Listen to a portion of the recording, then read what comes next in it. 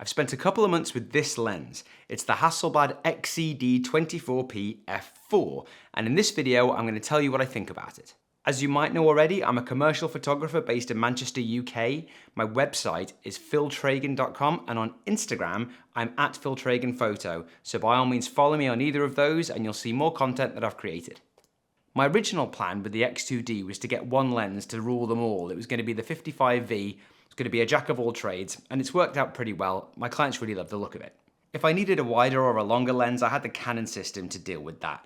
But then one of my clients commissioned some site photography, and I thought, wow, it'd be really nice to have a wide angle lens for the X2D for that. And then I started looking into what sort of options Hasselblad had. The two options available at the time were the 21mm f4 that Hasselblad had, which was going second hand for a very Hasselblad-y £2,700, or this lens, which is a 28mm f4 lens and is available brand new for a practically affordable £1,700.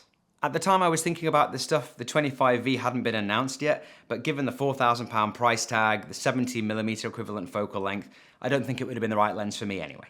I had to play around with the 21mm before I got my hands on the 28, and while it is an excellent lens, it's obviously much heavier than the 28p, it's got the same maximum aperture, and it doesn't have the modern features the 28p has, like face detection. Of course, being Hasselblad lenses, they're both leaf shutter lenses, but the 21 f4 has a maximum sync speed of a 2000th, whereas the newer 28p has a max sync speed of a 4000th. And that's obviously better for people who like to shoot outdoors using flash, like I do. So here's a look at the lens. First thing you can see is how amazingly compact it is. Just over 4 centimeters long and weighing 245 grams, so it won't clutter up your kit bag or wear your wrists out. It's well built and it feels solid, has the durable metal mount, and has the new XCD design touches on the focus ring. It's a pattern made of little H's, which is really cute.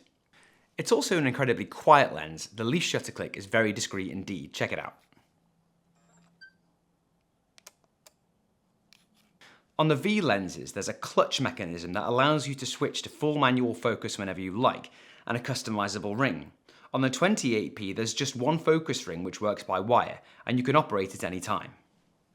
Now the P lenses are different from the V series. The V series have wider apertures, better optical performance, and more manual controls, but in physical appearance and feel, the 28p feels no different to the 55V really.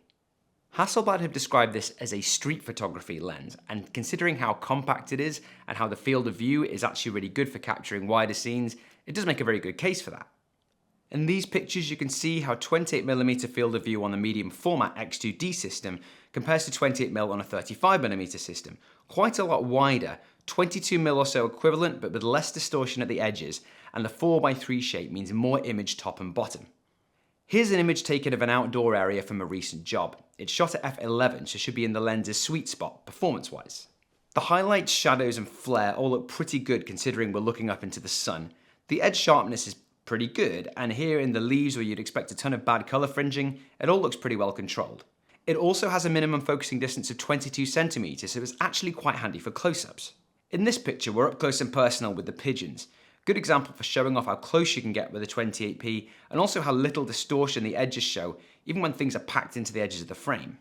So this lens is great for wider scenes and for details. I think if you're looking for a Hasselblad lens and you want something that's more people-focused, I still think the 55V is a better option. It's got a little bit more reach, and it's better able to isolate subjects. Now, telephoto lenses make it pretty easy on the user. You get a nice isolated subject and a blurred background. But with wide-angle lenses, you've got all this context to deal with, and it's quite hard to get a clear focus to your picture sometimes. Now, most of the jobs I do involve people, so I wanted to test out the 28p in a place where I knew I wouldn't get turned away. So, what I'm going to do today, I'm at the garage. They're actually servicing my car at the moment, and to kill some time, I brought the 28p with me.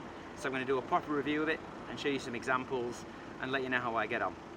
Now the problem with doing documentary style photography on the X2D is that it doesn't have continuous focus. So if your subject isn't standing still, you're not going to get it.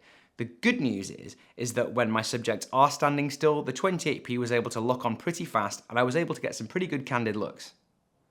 In a dark environment like this, I did feel the limits of the f4 aperture somewhat, and most of these shots were at ISO 800 or 1600, but on this system, even the noise has quite a nice texture to it. The pictures have a pretty nice geometry on the whole without any noticeable distortions at the edges. Really, the 28p is a fantastically competent lens, and it doesn't feel like a compromised effort at all. Does the image quality shine the same way that the images off the 55V do? No, but it's not really designed to. The lens is designed to be fast focusing, incredibly lightweight, and technically very competent. And when you consider that this lens has to sit on the front of a 100 megapixel sensor, Hasselblad have done an incredible job of stuffing this much resolution into such a tiny package. Thanks for watching this video. Hope I see you in the comments section.